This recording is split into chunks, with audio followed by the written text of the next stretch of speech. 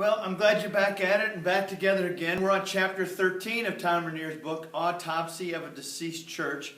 And he talks about my church is very sick, and then the four responses to that. He says on that second page of that chapter, he says, rarely does a church move from the category of symptoms of sickness to very sick overnight. It's more of a continuum from one day to the next. Nothing seems to really change. Then he goes on, if the church waits until it's very sick, it's extremely difficult to get better.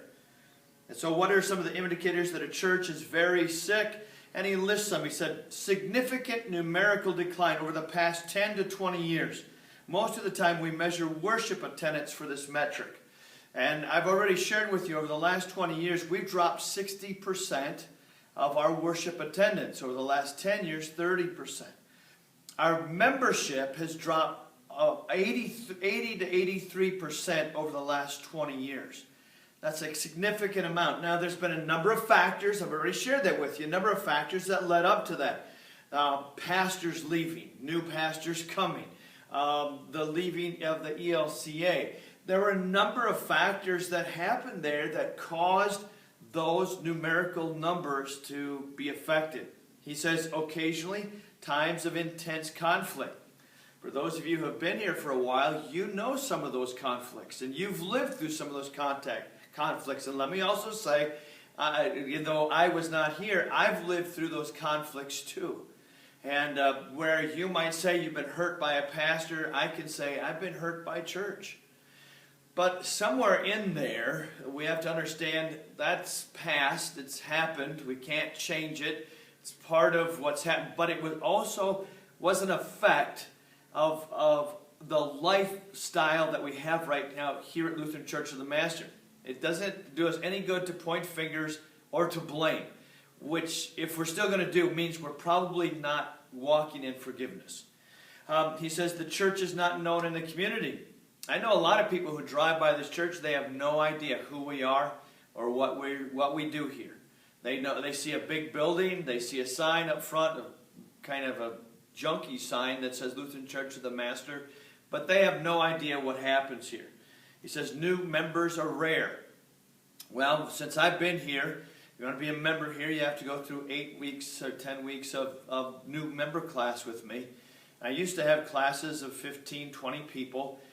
As of this year, I've had a class of 3. In January, I offer this 3 times a year. January, I didn't have any. In April, when I started this class, I had 3. I don't know what the fall will bring, but new members are pretty rare around here. Revolving doors of pastors, we've already talked about that. There's been a long season since anyone felt good about the church. The good old days are typically 10 to 20 years in the past. And so he says, very sick churches don't have to manifest all of these symptoms, but typically at least 3 of them. And we have a good 3 of them. Sadly, it's rare to see a church that is very sick reverse its course. Now, please don't stop reading there, because there's always hope. There's always whatever God has in store, what God has in mind. And I believe God has great things in mind. So the current reality is that most of the churches in this category are headed for dying and death. And I've been the one to have said this. Nobody likes me saying it, but I would say we have 5 to 7 years left. And maybe 10, but if we go 10, the last 3 are going to be tremendously hard. What then are some responses? Here we go. The church must admit and confess its dire need. It does us no good whatsoever to deny any of this. We need to say what it is, and that we are very sick. We're very sick as a congregation. We're not pointing fingers again. We're not blaming anybody. It's a reality. It's a truth of where we're at. The church must pray for wisdom and strength to do whatever is necessary. I think now is a good time for us to get on our hands and knees and really pray. Pray individually, pray corporately for this body. The church must be willing to change radically. And that means we're going to have to start doing some things that maybe are out of our comfort zone, that maybe we never saw coming, we've never done before, and we need to make things look differently. And you may or may not like it. But if you want this church to live, we're going to have to come to those places. And the fourth thing is that change must lead to action and an outward focus. No longer concentrating on who we are, what we like, how I like it, when I like it, but how is this going to make an impact on our society? Can a reversal take place? He says it's highly unlikely. I'd like to believe different.